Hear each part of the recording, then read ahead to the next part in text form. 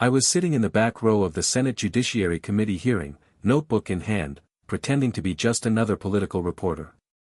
In reality, I was there for one reason, Pam Bondi. She had tipped me off 2 nights before with a message that was brief, but explosive: be in D.C. Wednesday. Something big is going down. Bring your camera. I thought it was just another verbal sparring session between Bondi and Graham. God knows they've had plenty, but when she entered the hearing room that morning, her expression said otherwise. Focused. Cold. Calculated. She didn't even look at the cameras. She took her seat, opened her folder, and quietly laid a thick manila envelope on the table. Senator Lindsey Graham, meanwhile, was already talking. Loudly. "We're not going to let these baseless accusations distract us from real issues," he said, gesturing dismissively toward Bondi. "This committee doesn't answer to theatrics." Bondi didn't flinch. When he finished, she slowly pushed the envelope toward the center microphone. "This is not theatrics," she said clearly.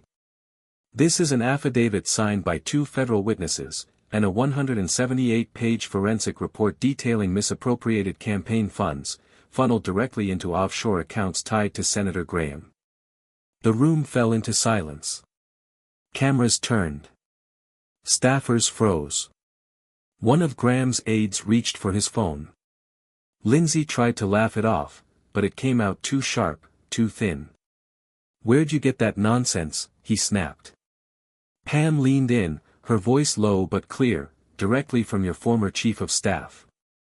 I could hear the blood drain from Graham's face. But this was just the beginning.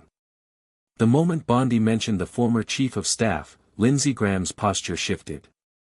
He slumped back slightly, eyes darting toward the rear exit like he was calculating how fast he could get out without looking guilty. Chairman Durbin leaned forward, his voice tight. "Is this part of the official record, Ms. Bondi?" Pam nodded. "It will be now. The documents have already been submitted to the Department of Justice and the Inspector General. What I'm doing today is courtesy, so Senator Graham can respond before federal agents do." Gasps rippled through the chamber. I watched as Graham's aides scrambled. 2 of them whispered urgently near the corner door, one slipping a tablet into his coat. The other, Shannon, his senior legal advisor, bolted toward the hallway. Graham leaned forward, hands visibly shaking. "This is a setup," he hissed. "You're trying to railroad me because I pushed back on your so-called reforms." Pam stayed seated. Calm. I'd seen prosecutors in court before, but this was different. This was surgical. "No, Senator," she said, folding her hands. "This is justice.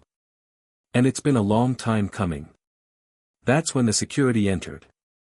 Not Capitol Police. Federal agents. 4 of them in plain clothes, wearing DOJ lanyards. Chairman Durbin blinked. "This is unexpected."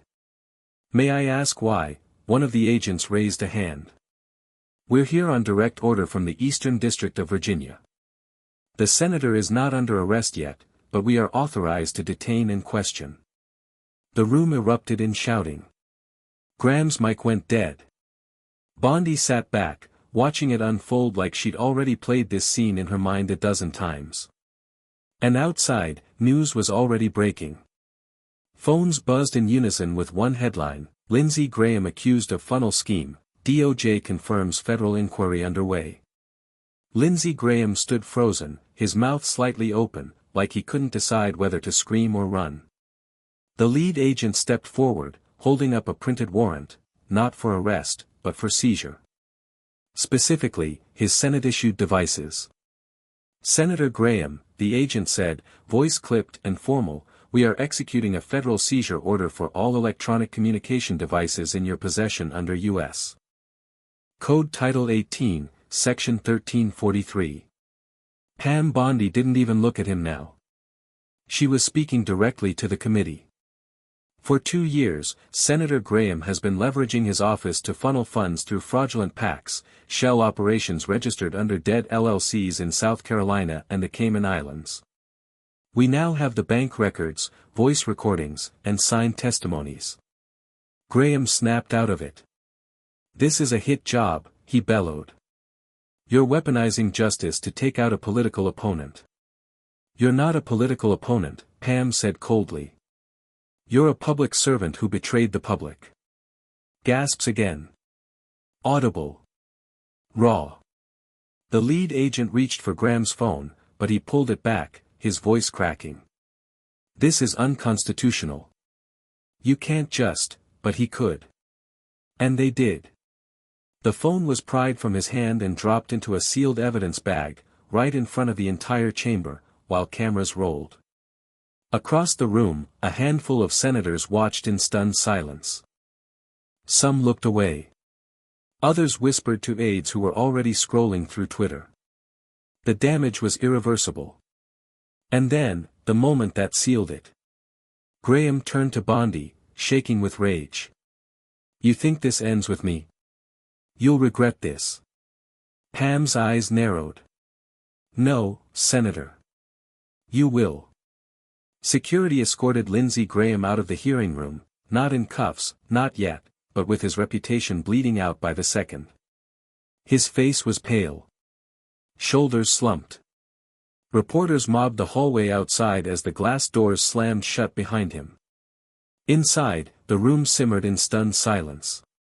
Chair Durbin rubbed his temple and turned to Pam Bondi. You're telling us this operation has been under federal review for how long? 6 months, Pam replied. The whistleblower came forward in December. The forensic audit began immediately. I was appointed as special counsel 2 weeks later. You did this quietly, Senator Booker said, surprised. Pam nodded. Because justice doesn't need applause. It needs timing. Whispers erupted among aides and senators alike. Phones buzzed on every desk. The headlines were already evolving: Graham devices seized by DOJ, Bondi leads federal inquiry, massive PAC laundering network alleged, Senate braces for fallout. Durbin leaned forward. And what happens next? Pam didn't flinch. Next, we issue subpoenas to every linked entity. I've submitted the list to your office. 37 organizations. 9 individuals. 2 sitting senators. Graham is just the first domino. You could hear a pin drop. Meanwhile, outside the chamber, chaos exploded. Protesters gathered at the Capitol steps, some furious, some cheering. And just down Constitution Avenue, in a heavily tinted black SUV, Lindsey Graham was frantically making phone calls. But one by one, the calls were routed to voicemail. His allies were already jumping ship. And inside her small, guarded office, Pam Bondi picked up a fresh folder labeled Phase 2. She smiled for the first time all day. 3 hours later, the sun dipped behind the Capitol dome, casting long shadows across a city buzzing with the kind of tension you could feel in your teeth. The DOJ building, just blocks away, was lit up with unusual activity, agents moving in and out, black sedans idling at curbside. Inside, in a secure conference room on the 7th floor, Pam Bondi stood over a table littered with files, surveillance logs, and bank routing chains. Across from her, Assistant Attorney General Martin Reyes slid a fresh document across the table. We've reviewed everything. The evidence is airtight. A judge signed off 10 minutes ago. Pam picked up the sheet. The arrest warrant. Lindsey Olin Graham, indicted on 6 counts of wire fraud, campaign finance abuse, and obstruction of justice. Effective immediately, Reyes said. If you want to be there, now's the time. She didn't hesitate. I'll go. Meanwhile, Graham had holed up inside a private residence in Alexandria, belonging to a longtime political donor. The windows were shuttered. His legal team was inside, scrambling for any leverage, drafting last-minute statements. But the agents were already en route. In the driveway, the soft hum of tires signaled the arrival. 3 black SUVs. No sirens. No announcement. Just swift, precise movement. Inside the home, one of Graham's lawyers peeked through the blinds and cursed under his breath. "They're here." Graham stood up, a half-finished glass of scotch in his hand, trembling. "They're not going to arrest me. Not like this." But they were. 10 minutes later, Pam Bondi stood at the edge of the property line as agents knocked. A pause. Then the door opened. And before the hour was up, Lindsey Graham was led out in handcuffs, coat draped over his wrists, as cameras from every network captured the moment from across the street. The headline flooded every screen across the country: breaking, Senator Lindsey Graham arrested, Bondi leads historic political takedown, and somewhere, quietly, a domino chain began to fall. The image of Lindsey Graham in handcuffs was everywhere, blazing across phones, news tickers, airport TVs, and jumbotrons in Times Square. Some called it justice. Others called it betrayal. But no one could ignore it. By sunrise the next morning, the Senate was in crisis mode. An emergency session was called. Graham's allies, those who hadn't already vanished, scrambled to distance themselves. Senator Josh Hawley released a careful statement calling for clarity and due process. Ted Cruz dodged questions entirely. Inside the Capitol, Pam Bondi moved like a ghost with purpose: no fanfare, no press. She wasn't interested in the spotlight. Her eyes were already on the next target.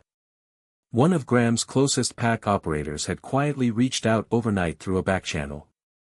Willing to talk. Willing to flip.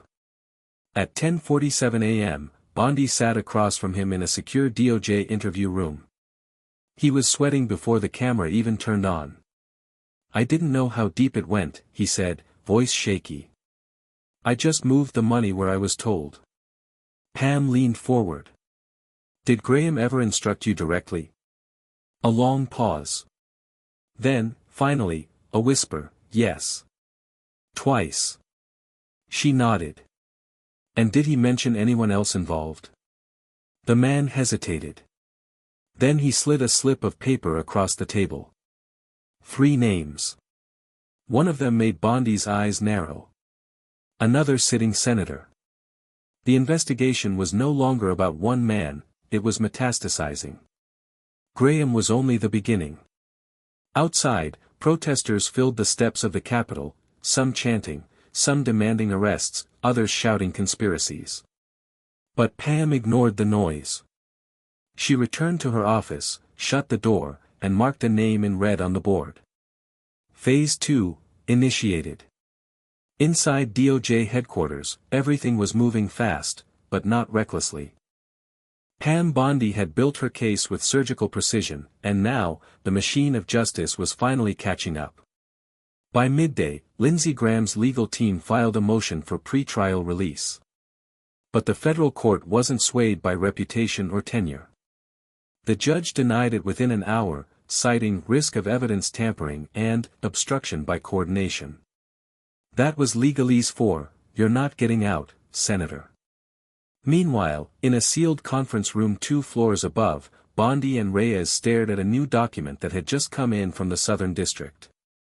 It was a partial immunity agreement, offered to the PAC operator who had flipped the night before. The terms were strict: testify against all named parties, turn over digital access to accounts and communications, submit to polygraph-confirmed interviews, and in return, no prison time. Conditional protection. But here was the kicker: the document included a classified annex, one that listed 4 names, redacted from public view. Even Pam had to request special clearance to read the full version. Once cleared, she slipped into a private SCIF room and opened the file. Her jaw tightened. One of the names was a shock, but not a surprise. A senator with decades of influence. A household name. Someone who had spoken loudly in support of Graham just yesterday. Pam exited the room slowly, heart pounding, expression unreadable. Back in her office, she called Reyes. "We're greenlit for Phase 3, she said. "But we need this kept quiet until the press conference tomorrow." He hesitated. "It's going to shake the entire Hill." She replied coldly, then let it shake. Across town, behind prison walls, Lindsey Graham sat alone in a white jumpsuit, his legal options shrinking by the minute.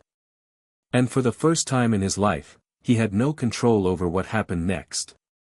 By the next morning, the Capitol was in full lockdown, politically, not physically. Phones rang unanswered.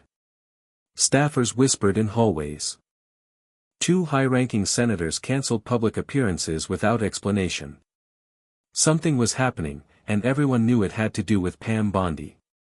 At exactly 9 a.m., a press conference was announced with no advance notice. Location, DOJ headquarters. Speaker, Special Counsel Pam Bondi. Topic, Phase 3. The press room was packed to the walls, reporters, cameras, legal analysts, even international media outlets. You could feel the tension crackle through the room. Then she walked out. Pam didn't smile. She didn't soften. She stood at the podium and began reading. As of this morning, the Department of Justice has moved to unseal the next round of indictments in connection with the Graham corruption investigation. Gasps rippled across the room. The evidence now confirms that the misappropriation of funds involved not only Senator Graham, but a coordinated effort between multiple elected officials and registered entities. Effective today, formal charges have been filed against Senator William Cartwright of Texas. Cameras snapped. Reporters stood up.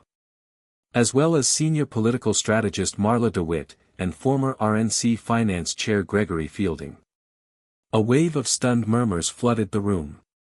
Bondi continued, "We are also confirming that sealed warrants have been approved for additional individuals, whose identities will be disclosed as investigations expand. No one, regardless of title, is immune." At that moment, across Capitol Hill, Senator Cartwright's office was already being searched. And in the White House press room, aides scrambled to prepare statements distancing the administration from the fallout. Pam Bondi paused, then added one last sentence: "Justice does not care about party lines. It only cares about the truth." The room erupted. Reporters shouted questions, but she walked away, leaving the image of three names on a giant screen behind her. Back in federal holding, Lindsey Graham's lawyer stared at the live feed. And slowly, in silent defeat, reached for the plea bargain folder on the table. Inside the sterile walls of the federal detention center, Lindsey Graham sat motionless, staring at the folder in front of him. His once confident smirk was gone, replaced by something hollow. For the first time in his career, there were no backroom favors, no cable news defenses, no Senate floor filibusters. Just reality, and a legal team growing more desperate by the hour. His lead attorney, Daniel McCree, leaned in. "You have one card left, Senator. You either cooperate and control the damage, or you go down with the rest of them." Lindsey didn't answer. Not right away. His mind was spinning, names, dates, meetings. He thought of the others, Cartwright, DeWitt, Fielding, once allies, now liabilities. Then finally, in a barely audible voice, "Get me Bondi." Hours later, in a high-security DOJ interview suite, Pam Bondi sat across from him. Calm. Composed. Ready. Graham looked thinner now. Less senator, more man unraveling. But even in defeat, his voice tried to carry authority. "I want a deal." Pam didn't flinch. "You want immunity?"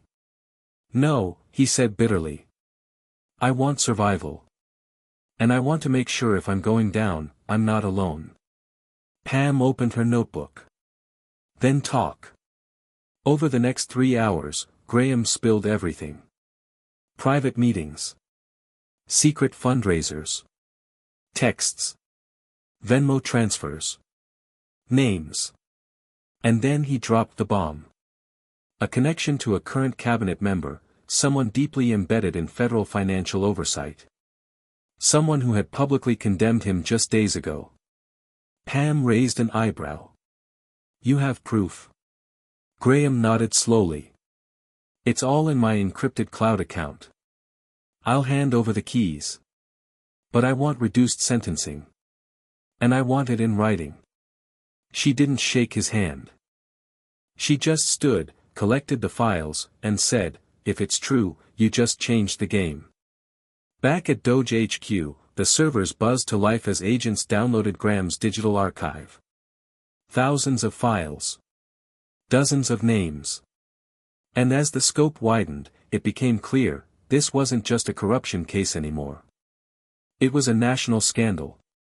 By the end of the week, America was no longer watching a scandal, it was watching a reckoning. With Lindsey Graham's decrypted data in DOJ hands, the dominoes fell like thunder. Dozens of financial transactions were traced to high-ranking officials. Secret recordings revealed coordination between PACs and government regulators. A buried memo showed direct pressure on federal auditors to erase discrepancies, signed by a now-resigned cabinet member. Pam Bondi stood at the center of it all, not as a politician, but as a prosecutor with fire in her blood and facts in her hands. Her team moved swiftly. Within 72 hours, 4 senior advisors were indicted. 2 sitting senators stepped down, for personal reasons.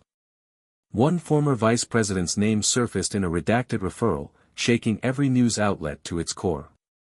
Bondi gave her final press briefing on a rain-soaked Tuesday afternoon. No podium theatrics. No victory speech. Just truth. This case was never about one man. It was about a culture, of untouchability, of arrogance, of rot. We didn't set out to make history. We set out to restore something far older, accountability. Reporters stood in silence. Across the country, people watched from airports, diners, living rooms. In some cities, they clapped. In others, they simply stared, stunned that someone had finally pushed through the firewall of political immunity. As for Lindsey Graham, he took the deal. A guilty plea. 5 years in federal prison, with 2 suspended for cooperation. The mighty senator would be trading pinstripes for a jumpsuit. His mugshot would go on to become one of the most shared images in political history. In the aftermath, congressional hearings were launched to reform campaign finance laws. A bipartisan ethics bill was drafted, named the Bondi Standard. And Pam? She turned down a dozen offers for book deals and political endorsements. She wasn't interested in fame. Instead, she walked out of DOJ headquarters one final time, coat draped over her arm, heels tapping the marble floor. And behind her, Washington, shaken, humbled, and just a little cleaner, took a breath it hadn't dared take in years.